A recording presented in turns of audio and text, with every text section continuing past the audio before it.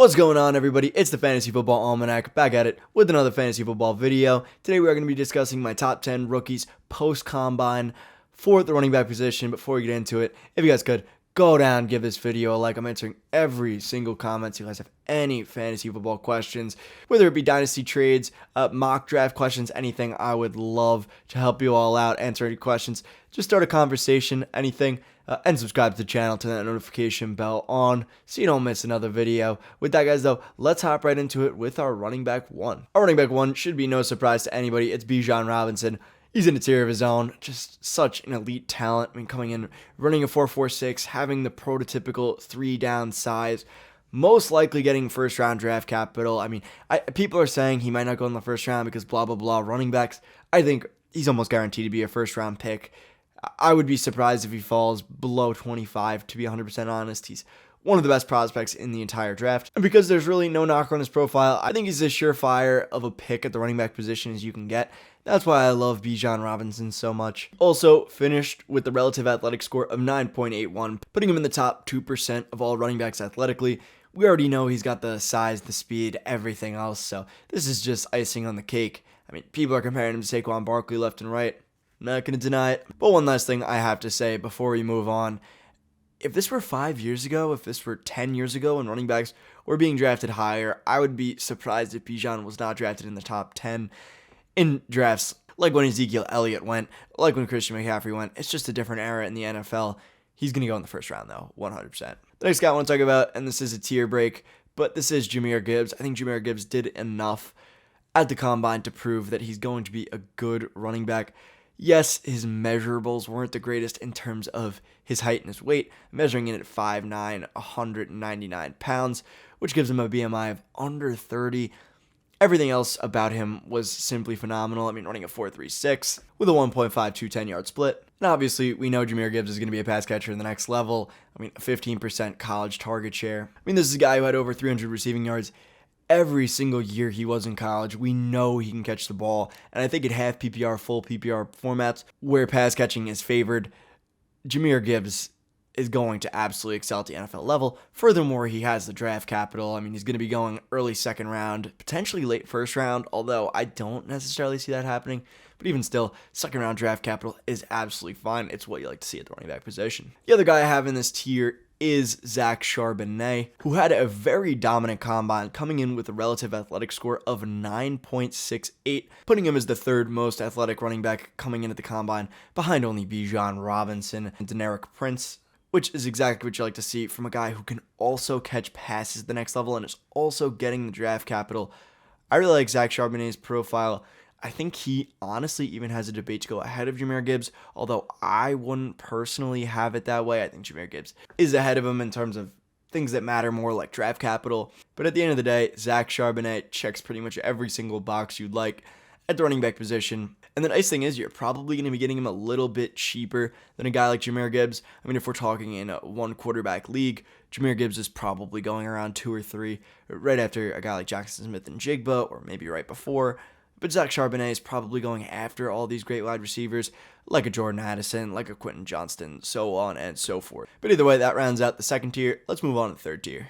I think for the third tier, guys, it starts to get a little bit more of a pick your poison kind of thing, where the draft capital is similar for a lot of these people, and none of these are really bulletproof prospects. There's always a flaw with at least one of them. I have Devon Achane at the top of this tier list, simply because he's getting the draft capital and he does have blazing speed. While I am concerned his BMI is not necessarily there with these other guys, he is ranked to come off in the late second, early third round according to NFL mock draft database. And that means he's going to be getting more chance at the NFL level to succeed. I would kind of compare him to a James Cook in terms of the fact that he is pretty light, but is going to be going in that late second, early third round window. And I mean, he has absolutely blazing speed. I mean, a 4.32, I think it was the fastest at the combine out of any running back. So I would gladly take draft capital and speed and receiving prowess at the running back position here. Yes, it is a little risky, and we have to see what team he ends up on. And he probably will never be a true 3-down workhorse. But at the same time, in a PPR format, I absolutely am fine taking him as the fourth running back off the board. Fifth guy is Chase Brown, and this guy absolutely destroyed the combine, coming in as the fourth best graded running back in terms of RAS, relative athletic score, with a 9.62, right behind Zach Charbonnet. So we know he has the athleticism, and now the draft capital is crawling up because of it. I mean, he's moved up 64 spots on NFL mock draft database just in the past week, coming off the board now at pick 104. And if he gets that kind of draft capital, well, it's not great. It is fine. This is somebody, again, who's moving up, so he could get maybe even early third-round draft capital if he continues on this trajectory. The only concerns about his profile are his height and his weight, with his height grading out pretty poorly and his weight grading out about average, but that is fine. He did grade out with a 30.7 BMI, which is something that is absolutely fine by me. So he has the speed, he has the burst, and he has the BMI. Maybe he doesn't have the prototypical 3-down, 6-foot build, but at the same time, he literally has everything else going for him. Not only that, but he got 27 receptions his last year at Illinois, which is more than enough to flash potential as a receiving down back at the NFL level. That's why I really like Chase Brown. I think he could even move up my boards potentially, especially after this combine performance, but we shall see where he goes in terms of draft capital. The next running back I want to talk about is Sean Tucker, and while Sean Tucker is someone I'm excited about coming out, I think I tempered my expectations just a little bit because he didn't really participate in the combine at all, which is honestly not something I like to see. I really would have liked to have seen him compete at least some events, show off his track speed, because he does have track speed. He is a track runner, but he checks most other boxes in terms of his physical profile. I mean, he's got the speed, he's got the receiving capabilities, he's got pretty much everything you could ask for. He's got the BMI. But my problem with Sean Tucker right now is the draft capital. Right now, he's coming off the board as the running back 10, which is a little concerning to me, going behind guys like Chase Brown, who I discussed before, Roschon Johnson. Yes, these guys are talented and do deserve the draft capital they're getting, but when Sean Tucker's projected to be a fourth-round pick, I am a little bit concerned.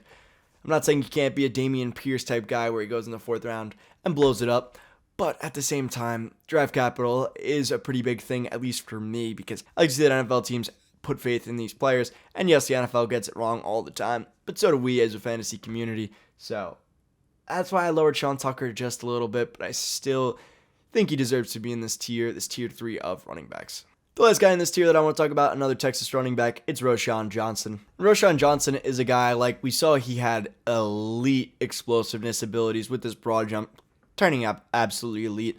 He did grade an RAS of 8.09, which isn't absolutely spectacular, but it's enough to where I could say, okay, this guy has above average athleticism at the running back position for sure. And this 4.58 40-yard dash time, well, it is not the best. It is good enough to where he's not going to be a very, very slow running back. Probably be more of an in-between the tackles kind of runner at the NFL level. And I do think he deserves to be here because he does have that prototypical 3-down back type of build.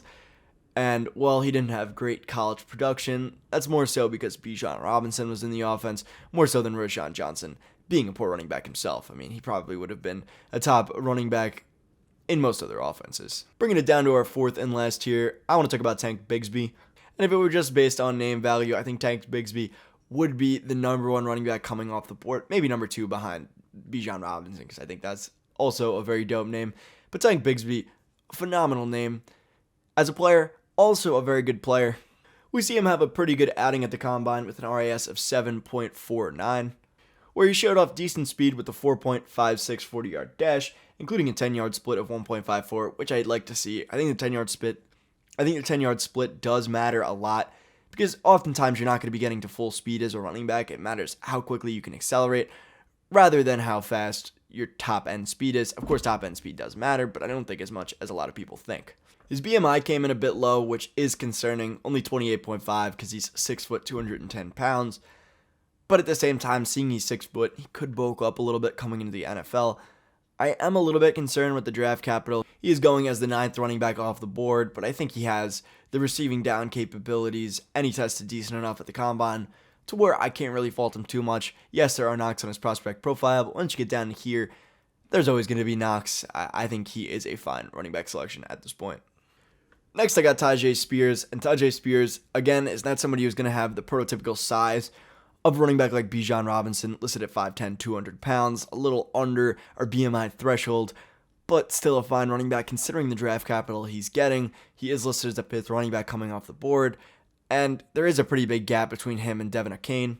So note that for what you will, but right now he is listed ahead of Chase Brown, Roschon Johnson, Zach Evans, so I think he still deserves to be on this top 10 list. Well, he didn't run the 40-yard dash. He ended up doing the vertical and broad jumps and tested very well, jumping 39 inches. So I'm fine with Tyjae Spears here. Not somebody I love, but I think somebody you can be excited for, potentially due to his draft capital. This guy I want to talk about, a guy that I just really like the film of. A lot of my friends really like him as well. It's Israel Abanikanda. I just love his film so much, and I know he didn't participate at the combine, but just watching him run, he's a very downhill runner, very quick with his feet. I just really like the way he plays, honestly. This is going to be less of an analytical analysis and more of just the fact that I think he's going to be really good at the NFL level. But I figured I had to throw him in a 10 here, despite the fact that he did not test the combine. Also, his draft capital isn't great, just as a disclaimer. He's coming off the board right now at pick 151, according to NFL Mock Draft Database. So, I mean, that's really not great. I just really like what I saw. Again, very downhill runner.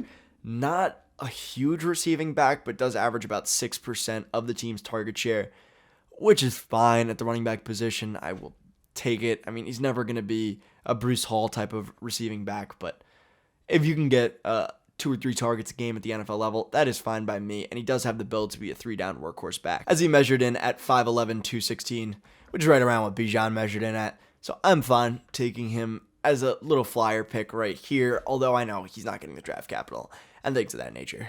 But I hope you guys enjoyed the video. If you did, go down and give this video a like. Again, I'm answering every single comment, and subscribe to the YouTube channel. Would mean the world to me. Love you guys all so much. As always, have a good day, a good night, and a good life.